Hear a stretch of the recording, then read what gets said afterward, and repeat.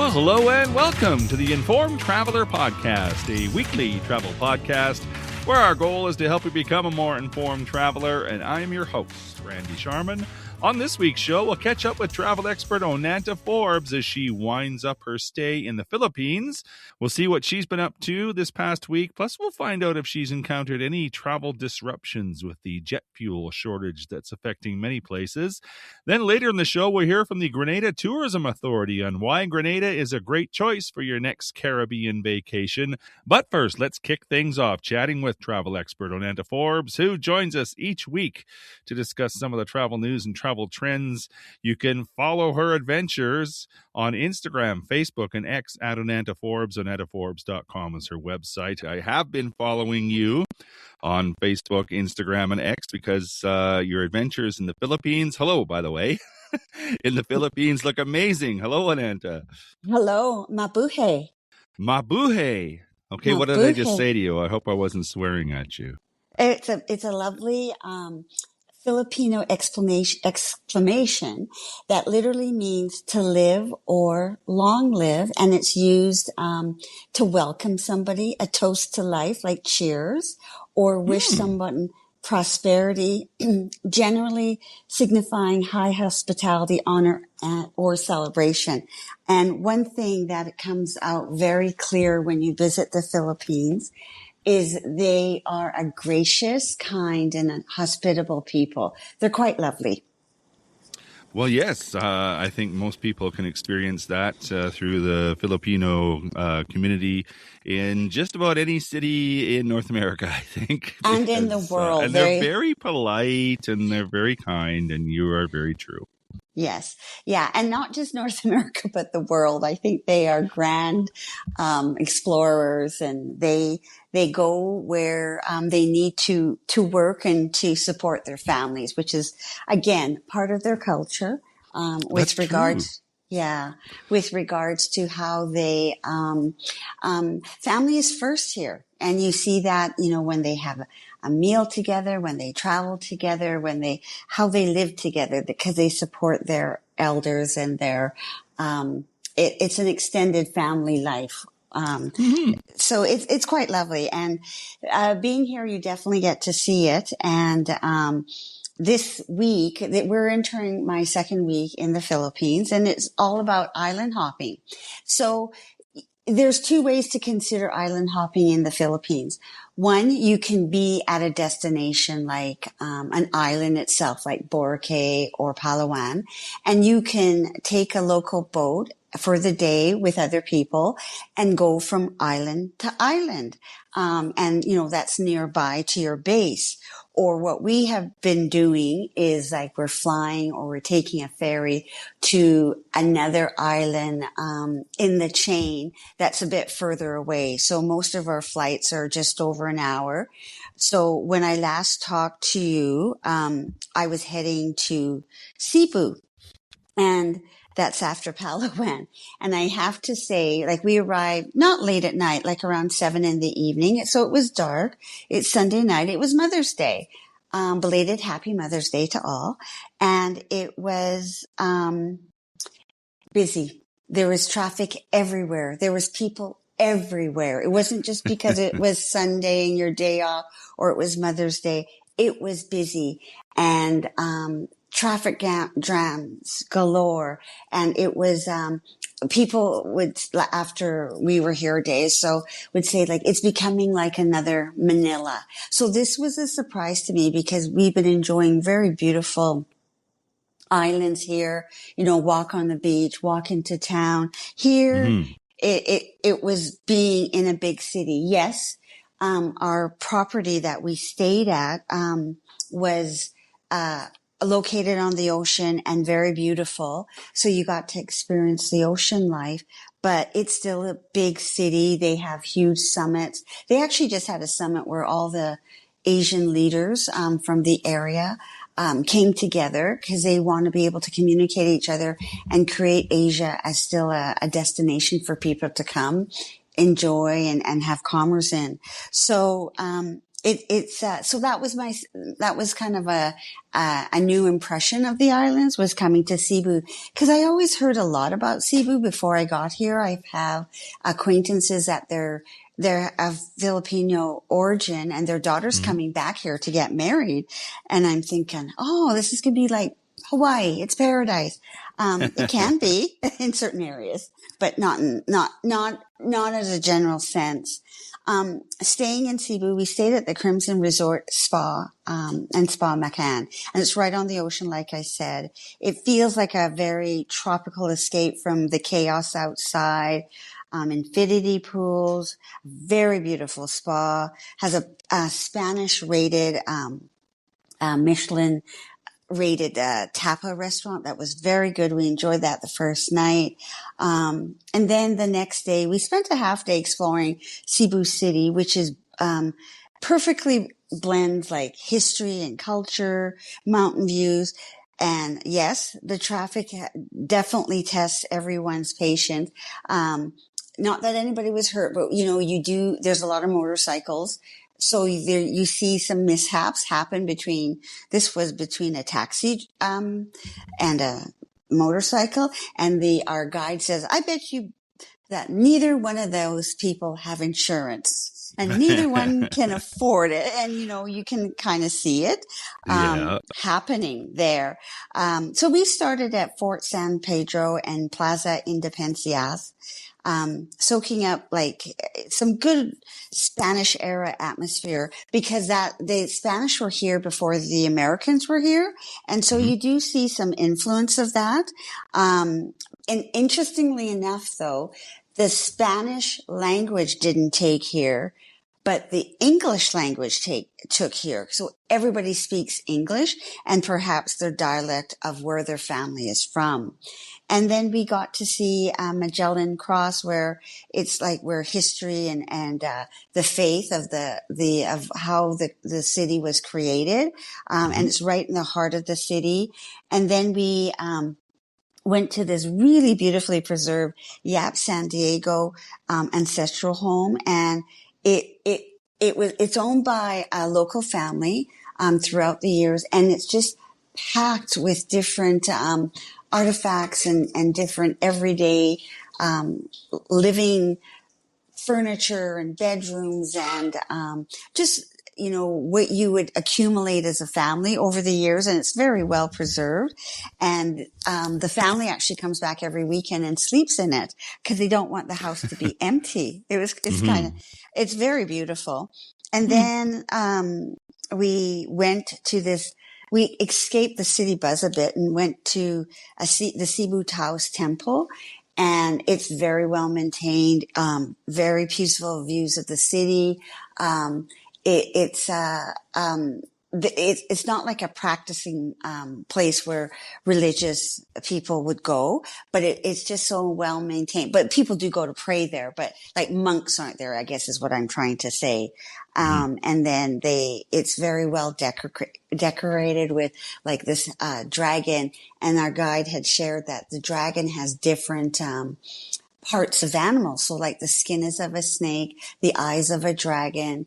And I wish I wrote down all of it because it was very interesting, because I'll never look at a dragon the same, thinking that, they're created. So we didn't spend a lot of time here, 2 nights. It's enough unless you are into snorkeling and diving because of the ocean. That's definitely a draw for people. And then from Cebu, we took the ocean ferry versus a plane to go to Bohol, which is another island, and it's a UNESCO heritage site. And it was granted that acclamation not on like a site, like when we went to the underground cave and river, but on the people, because they're focused on preserving the sustainability of the island itself. So that was new, and it's all of Bohol, and it's like over 1,700 islands within this area here. So to go on the ferry, it's just like going like airport level security. So you had to have your ticket. You had to show your passport before you're allowed to enter the terminal. And then there were sniffer dogs, multiple security checkpoints before boarding. So very safe, I guess, for the lack of, all these things that are happening. It's very safe. And then 2 hours later, you arrive, in Pangalo, and we check into the Amarita Resort, which is perched above Alona Beach. It's got really nice ocean views. Again, infinity pools. They have villas here that have their own infinity pools. I am not in one, but I did sneak in and check some out. And, it's a really nice, calm atmosphere. What I notice here, and again, I notice it everywhere, lots of domestic tourism. So, and not just internally, of Filipinos, but people from other parts of Asia, like Taiwan and Korea and South Korea and Japan. As well as I found a lot of, French and Australian people are here as well. So it's nice. It's a nice combination. And then today we went on a full day tour of the island. We went to a couple of different churches, went to see how, traditional salt making process happened. And then it looks like a very hard ball. But then when you are served the salt in restaurants, they actually kind of shave it like a cheese grater. Yeah, it's quite interesting. And then we went to see these tarsies, and they reminded, it's like an animal. It reminded me of the Tasmanian devil, very small, and really, but they are nocturnal animals. So you're taken in by the handlers or the guides, and they take your camera and they take the picture. They don't want you crowding it, because these animals are very sensitive to light and to sound.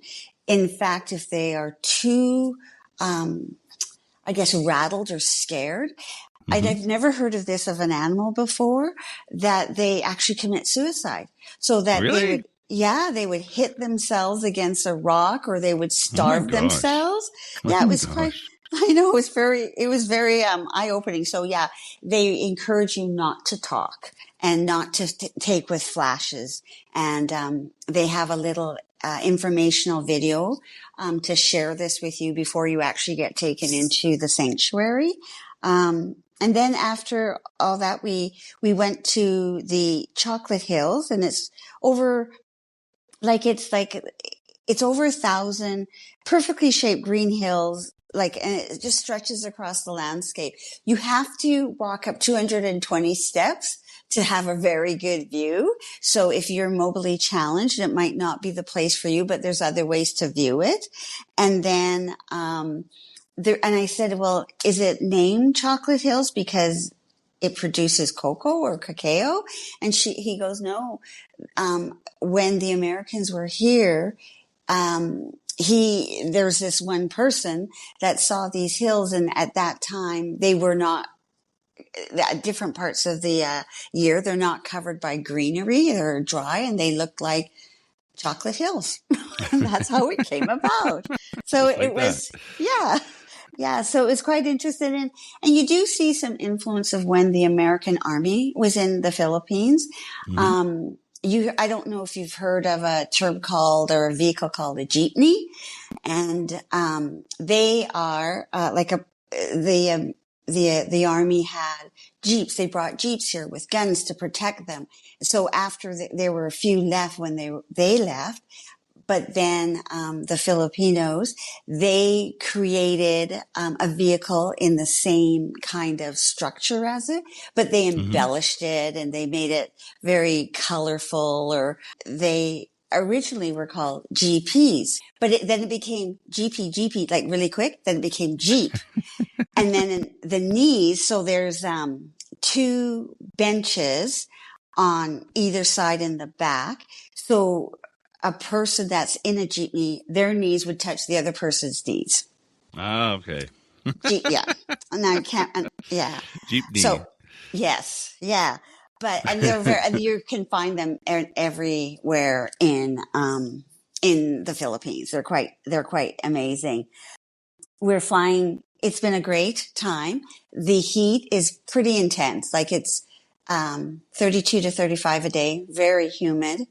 And it's, you do have to very much hydrate, wear a hat, wear sunscreen, do all the things that your mom tells you to do because she's right.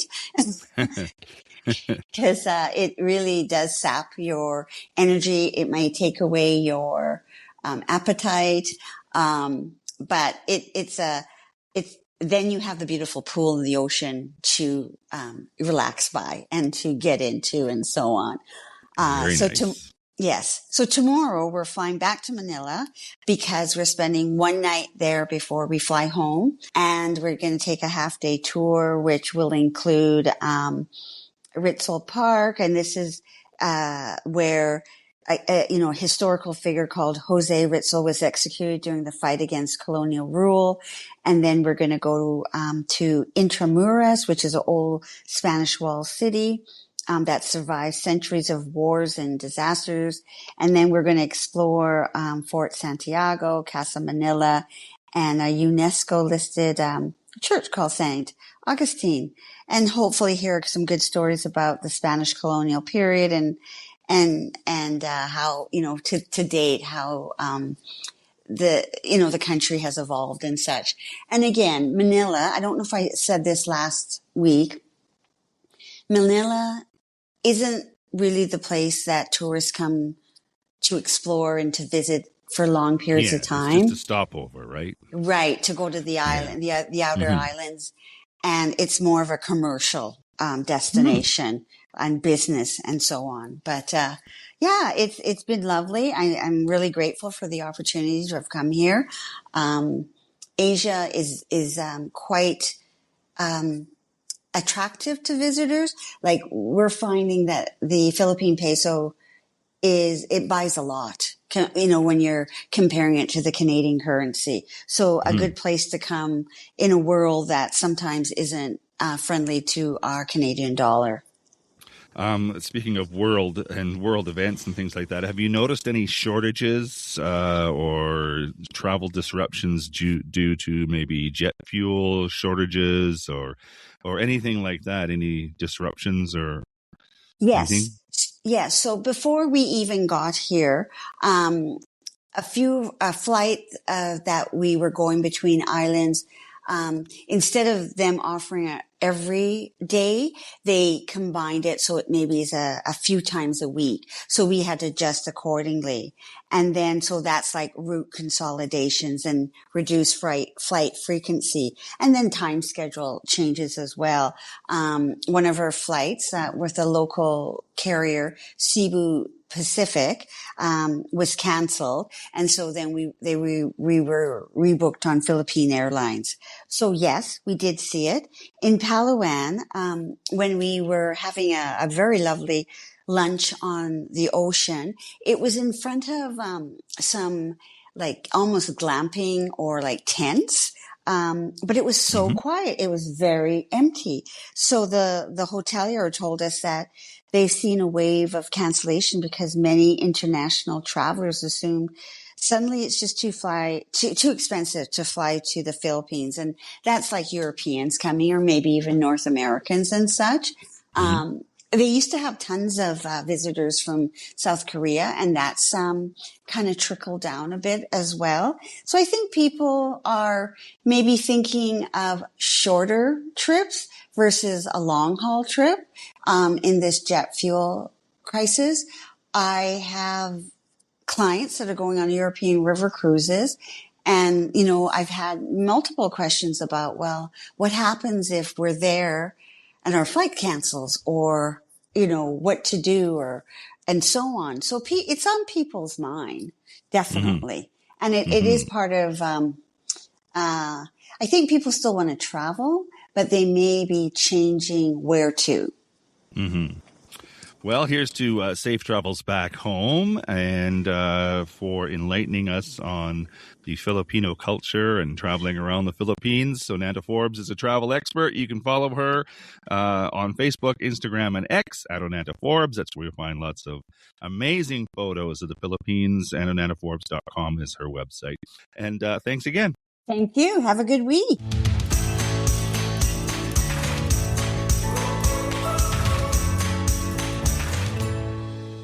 This is the Informed Traveler Podcast. I'm Randy Sharman. Just want to remind you of our website, theinformedtraveler.org. That's where you'll find our contact page if you have any questions or comments about the podcast or any show segment ideas. You can also email me too with any questions you might have. My email address is randy@theinformedtraveler.org. You can check out our social media pages too at facebook.com/informedtraveler, Instagram at informedtraveler, or on X at informedtraveler. That's where you'll find a number of videos and reels from our adventures throughout the year and audio clips from our past shows. Plus, you can sign up for our monthly newsletter. It's released at the beginning of every month.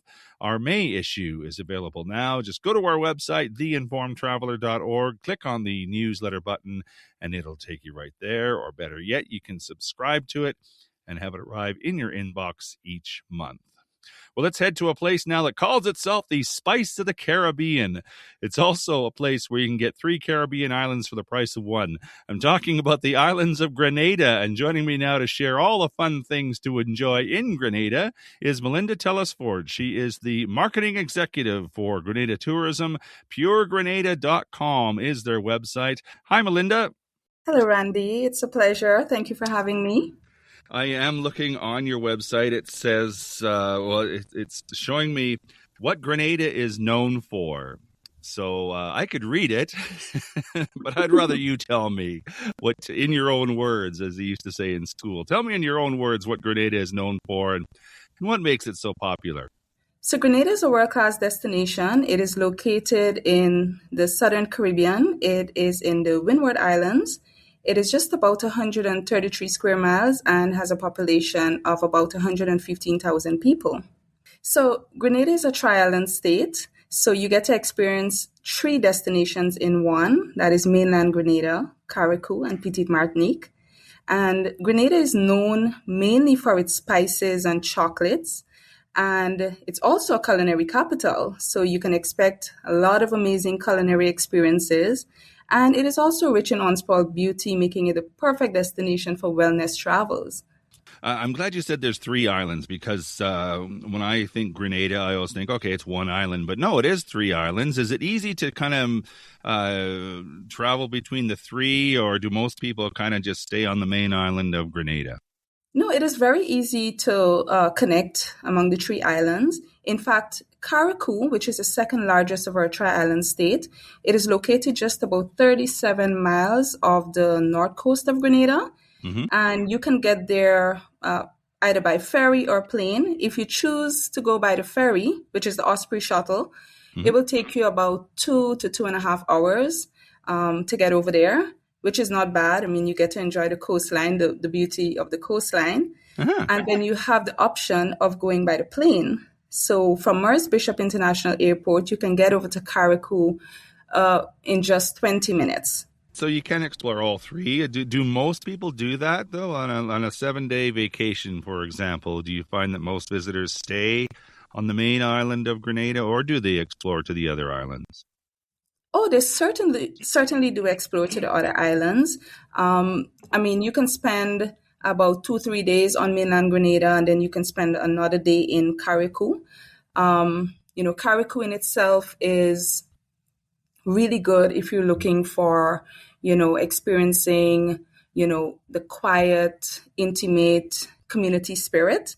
Mm-hmm. You can also enjoy boat rides along the Grenadine Islands. You can go to Sandy Island. You can go to Celine Island. You can swim with the turtles. You can have lunch on the beach. So there's, a lot of amazing things to do while in Carriacou. So, and you can do all of that in just a day trip. All right. And then mm-hmm. getting over to Petite Martinique is just about 25 minutes boat ride from Carriacou. Mhm. And it is a smaller island. It's just a population of about 1,000 people.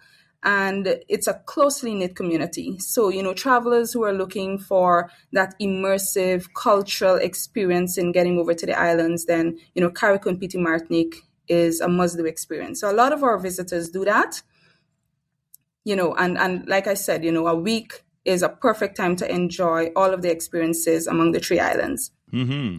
Well, once again, I am looking on your website, puregrenada.com, and it maps it out quite easily what you just said, how easy it is to get across in the ferry to Carriacou, to Petite Martinique, if you wanted to do such. Are there planned tours to do that? Like once I'm in Grenada, can I, or do I have to sort of set that up myself?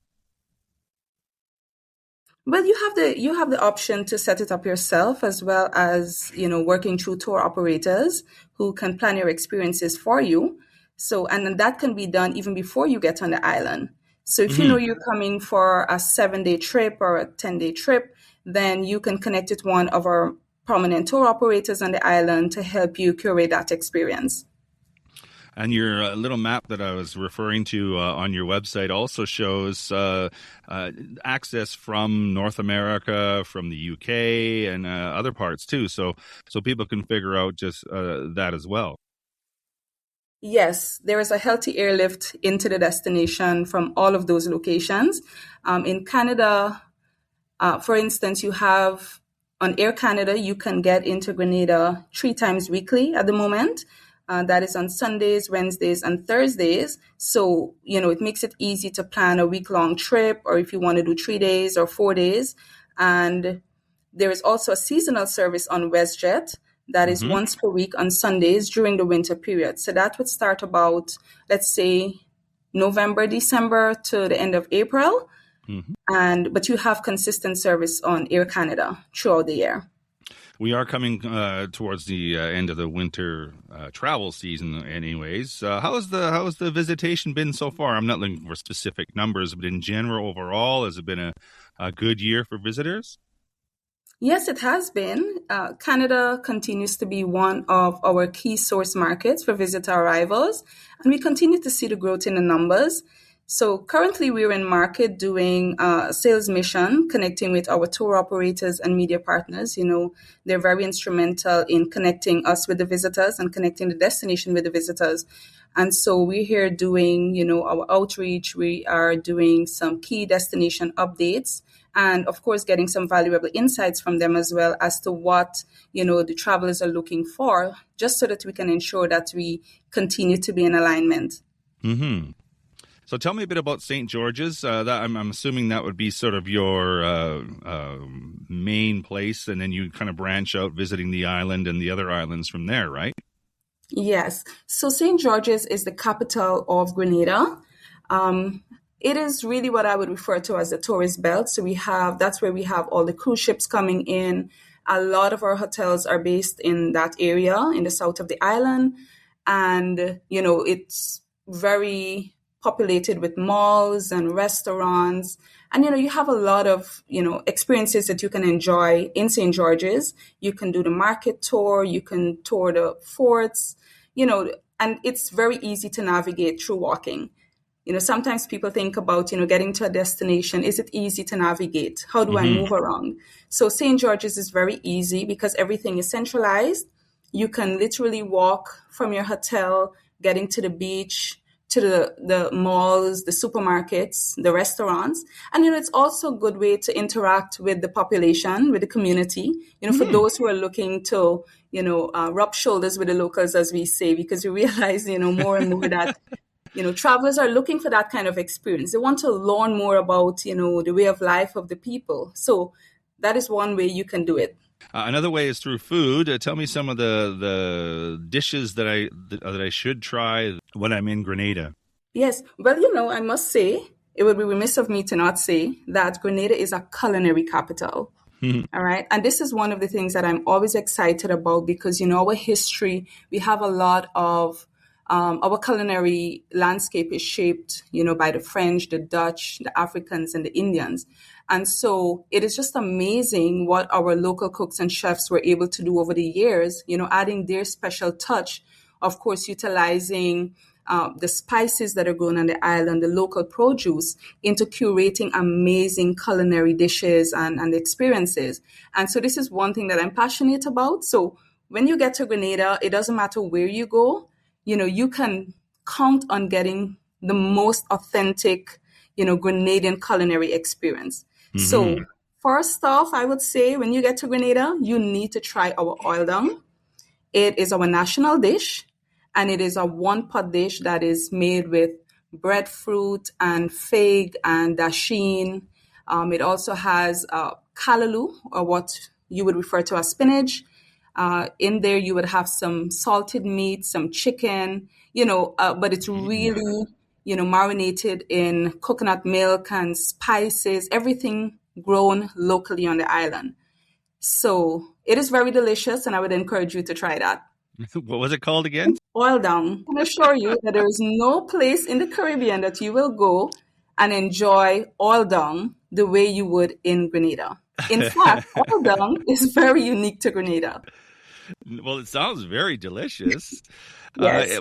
And so now, is there any special desserts or anything like that I could try? So I would definitely highly recommend the ice creams. Because Grenadians just have this way of making ice creams that are flavored with spices like the cinnamon, the nutmeg, even the soursop, the fruits that are grown on the island. And so when you get to Grenada, to have that natural, experience of, desserts that are made from flavors grown on the island, it is just an amazing thing. I am not usually, a sweet, I don't have a sweet tooth, but I tell you, when I'm in Grenada, I often crave the ice cream. So I would definitely recommend that. Well, and the warm weather probably helps too, to help you crave ice cream. Speaking of which, when is the best time to go to Grenada? I'm assuming the weather is always nice. And because you're further down in the Caribbean, you're not really bothered by hurricanes as much, right? No, so we are, I would say, uniquely located just outside of the hurricane belt. In recent times, we have had some experiences, but it's, like I would say a one-off. It's not something that is, we look forward to every year. We have year-round appeal. Our temperature is between 25 to 30 degrees an average year-round, which makes it really good. But in terms of traveling to the destination, like I said, we have year-round appeal. We have a very healthy events calendar, which makes it ideal for traveling throughout the year. So it doesn't matter whether you're traveling alone or you're traveling as a couple or as a family, there is something for everyone to do. And in particular, I just want to highlight the Lobster and Lambi Festival that happens in January. This year, we did the inaugural festival. That happens on the sister island of Carriacou. So it was an off-the-hook event. It was completely sold out. And we do look forward to the next event that is going to be happening in January next year. We have our chocolate festival in May. As I mentioned, Grenada is famous for its spices and chocolates. So we have a whole festival that is designated to chocolate. And Now so you're that talking. Yes, and it's a week-long festival, so you can enjoy everything chocolate, ranging from the chocolate dinners to making your own chocolate bars. To Oh my. Yes, it's fully immersive. You're going to learn a lot about the history of cocoa on the island and, how it has evolved over the years. So it's really an immersive experience. And that's happening this year from the 22nd of May to the 27th. And then we also have our Spice Mass event in August. Now, Spice Mass is, I would say, the most anticipated event on our calendar. It is completely sold out. I don't know if you've been in tune with the content of our last carnival, but, I can tell you this year, if you're now trying to book for carnival, you will not find accommodation. It is completely sold out. So what you're saying is if you want to attend some of these events, you got to plan well in advance. Definitely. You have to plan well in advance. Yeah. So explain some of the activities. I know you touched on it a little bit, but some of the popular activities people like to do when in Grenada? All right. So I would say for experiences, if you're a nature and adventure lover, Grenada is an unspoiled destination that is just naturally beautiful with untouched landscapes. It offers a lot of off the beaten path experiences, ranging from hikes, the island tours, the waterfalls, snorkeling, and even deep diving. We have a lot of dive sites on the island. We're also home to the world's first underwater sculpture park.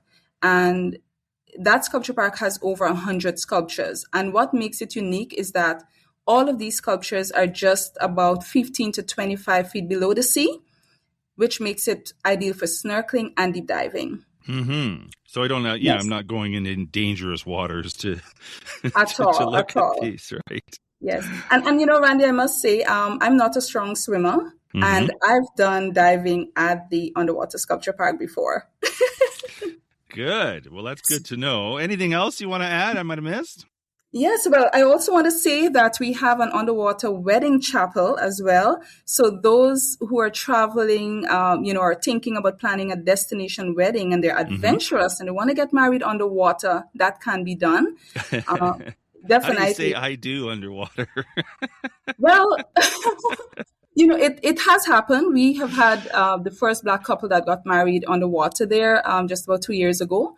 So, and it was, that received global coverage. So cool. It's possible, and I guess the divers would understand what I mean when I say. It's either a thumbs up or a thumbs down, right? Either way, the vows are going to be secured. Yeah. Well, that's truly a memorable experience if you're getting married underwater. Definitely. So, I just want to go back a little bit on the culinary offerings because, food is a universal language and a lot of people travel for food experiences. And so, as I mentioned, Grenada being a culinary capital, you can enjoy some of the most amazing culinary experiences.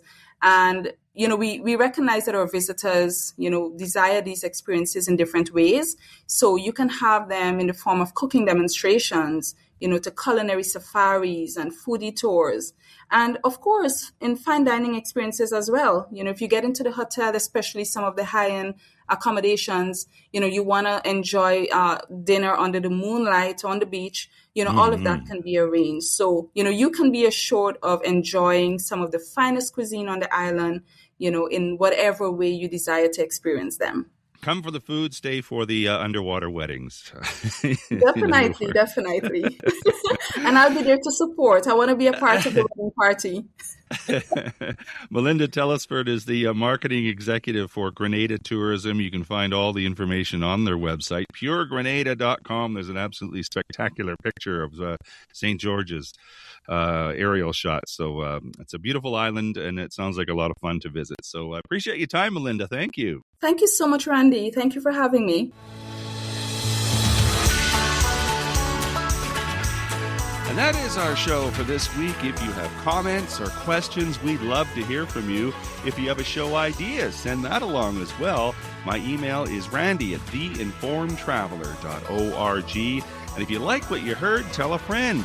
You can check out our website too at theinformedtraveler.org. In the meantime, thanks for listening, travel safe, and be an informed traveler.